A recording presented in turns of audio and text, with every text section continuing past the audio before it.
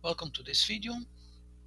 In a former video, we checked if South America, or even the Americas, could be the origin of populating the rest of the world. And we found there was too much mosaic, and there was no leaking out, and there was no leaking out. The only candidate, except for South America or the Americas, was Australia.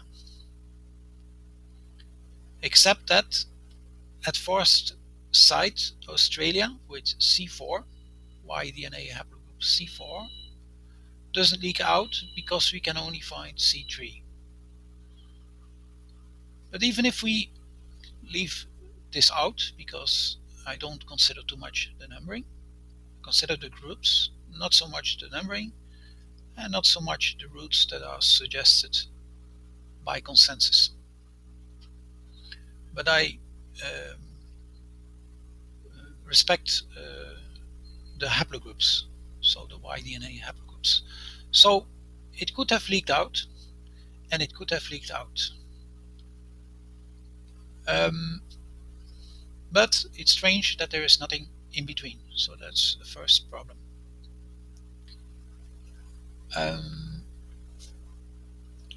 And for South America, it dominates, just like Australia was dominated by C4. South America is dominated by Q3, by Q anyhow. And large part of North America and Central America is 2, so it's a significant area. And it does leak out. Leaks out just a little bit here, not very significant. Leaks out here, not that much, not that significant. Leaks out here, not that significant. But anyhow, it's a very significant area. And I forgot what was my argument, but anyhow, I claim that C3 is a descendant of Q. And if that is true, then South America, Central and North America, and Greenland, and these areas, and these C3, and this C3 are all Q or extensions of Q. And others will follow. But that was with a condition. So this time we go to mtDNA. This is Y-DNA, and we go to mitochondrial DNA haplogroups. I will go right now. In other videos, we present several proofs, important proofs, that South America is the origin of all humans, of all continents, and of all humans. And in former videos, there we present at least 10 proofs that use fundamental markers of ancestrality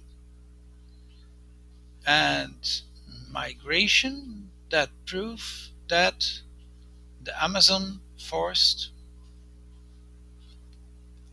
or South America is the origin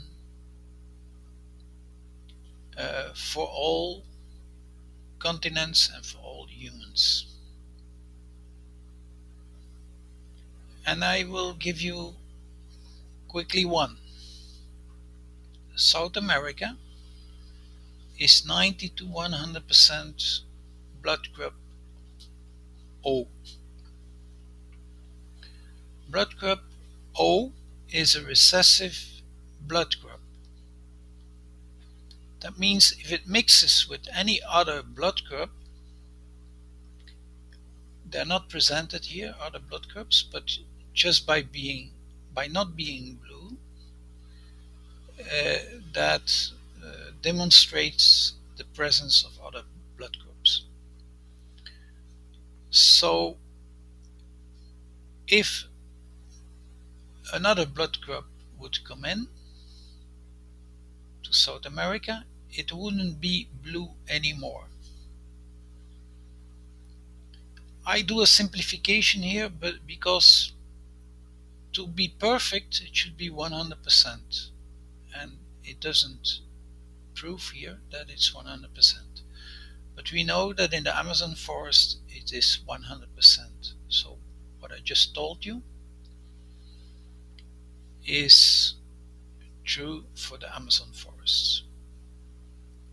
So the fact that the Amazon forest is 100% blood group O, which is a recessive blood group, it is the only recessive blood group, proves that it never received any other blood group, whether that's A, B, or AB. This is the simplest proof that the Amazon forest is the origin of all people. And next to the Amazon forest, it is South America. And next to South America, it's South America and Central America. So this is a fundamental proof just to show that fundamental proofs are there. Consensus doesn't come up with these proofs, because in some way consensus always systematically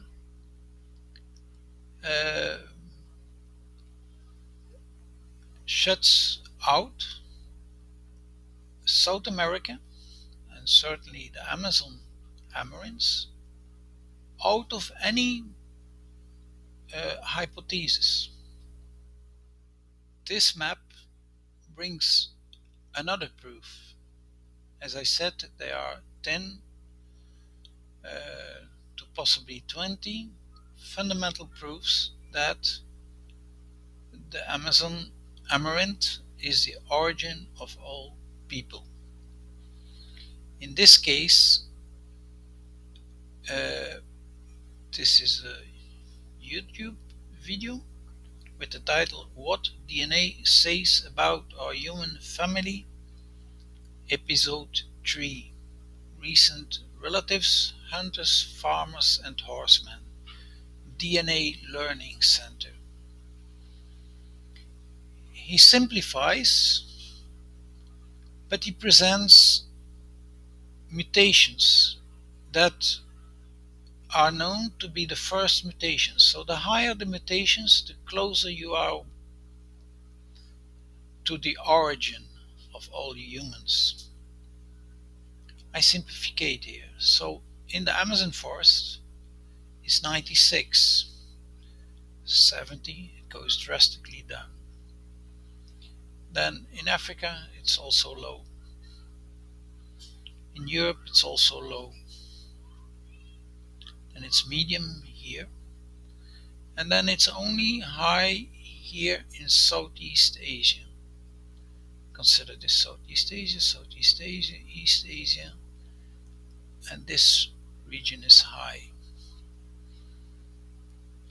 And I will claim that this is the Pacific route behind his back. And this is in fact a very strong current, one of the strongest currents, I will show you in a minute, has brought the origin here. Maybe the origin navigated, but even if it couldn't navigate, if it only could make a raft, they would arrive here.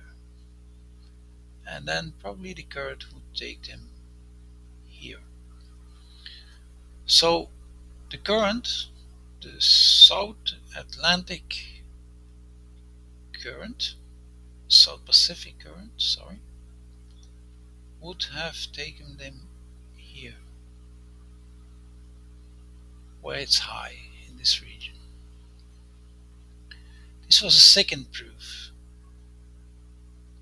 but I must admit I simplify a bit. The proof with the 100% blood group O didn't need simplification. I'm still talking about Y-DNA. We didn't get to the mtDNA yet. So this is a phylogenetic tree of the haplogroup 4. So it's very interesting to know that, for instance, in Western Europe, and this haplogroup R1b is dominant. So there's no other haplogroup that is so much present as this one, R1b. R1b is a sister group of R1a, and they come from R1. I would like you to remember R1 and R1b. You have the letter B here on top of the R1. Okay. This is Stonehenge. This is in the ancient DNA research in the region of Stonehenge. And it's from fossils, from dead persons, from 4,500 years ago. Let's say 4,250.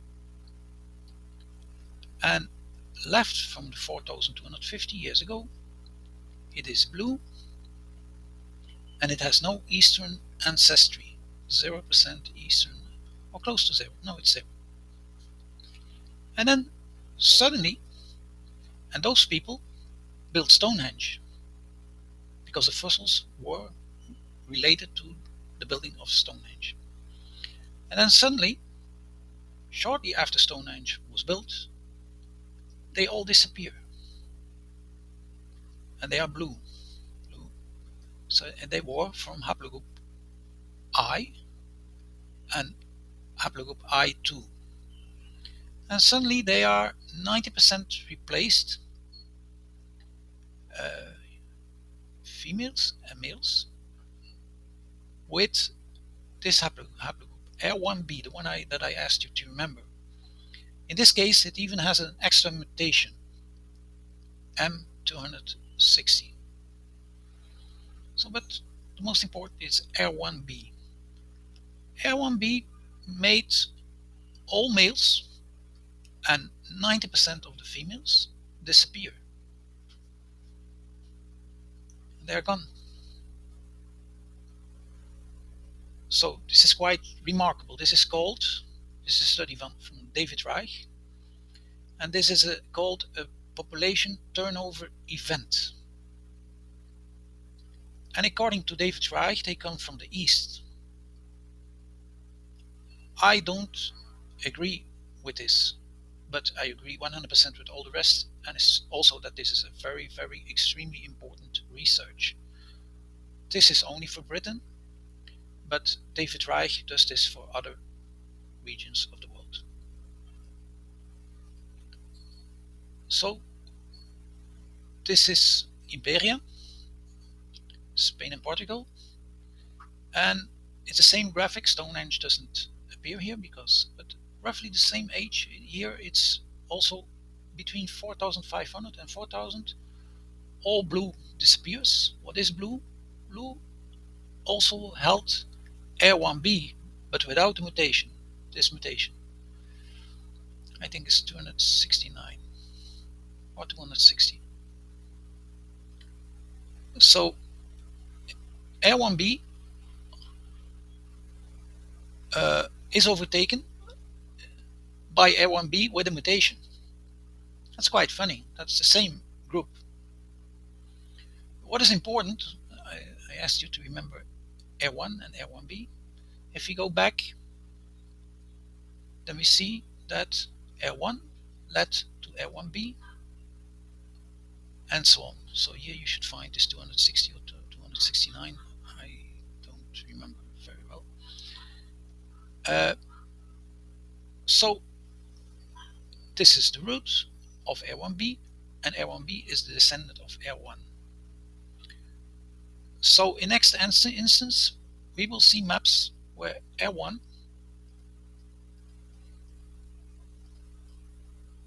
comes from the Americas. So this is R1 and this is R1b. So in the case of Stonehenge, the I and the I2 are overtaken by R1b, and R1b comes from R1, which is the root of R1b. So the one that arrived in Stonehenge, United Kingdom, they came from North America, and this is roughly 4,500 years ago. So they came with the Atlantic Gyre. Atlantic Gyre is more or less this movement of the ocean. Arrive, take over 100%, even the females. Normally, in other turnover events, the turnover is not so radical. Normally, a percentage of the women can stay. Like in Iberia, only 40% of the women were taken away, eliminated, run away, and again 100% of all males were killed or run away, migrated, so to speak.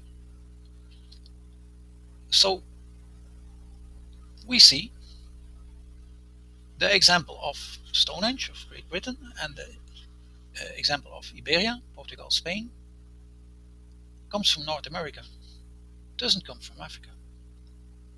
In a way, for Africa, just quick as a kind of intermezzo, this is a route, this is not a route. You see other locations that could be a route, or that could be our R1b. We are only sure of this place, this is a route. And so it comes probably indirectly, or it comes from here, in case this is a route. And this is the South Atlantic Gyre. And the South Atlantic Gyre makes this movement, but different than other oceans. This one pulls here in West Africa. Pulls, so if somebody would navigate and follow the current, or if someone would take a raft and let itself go, it would arrive here. So in this case, in Africa, first of all, there's not much presence of R1b. There's not much presence of R, because this is R. So this is all there R there is in Africa. And you see there's only here one spot that has the higher concentration of 60 to 100%. Very tiny spot, more or less the same size as this lake. So that's rather insignificant. Different than in Western Europe and in Western Eurasia. It's much more. I think it's over 60% in Western Europe is, let's say, R1b. And if you consider R1a and R1b, you know that a large part of Eurasia is taken. This is India,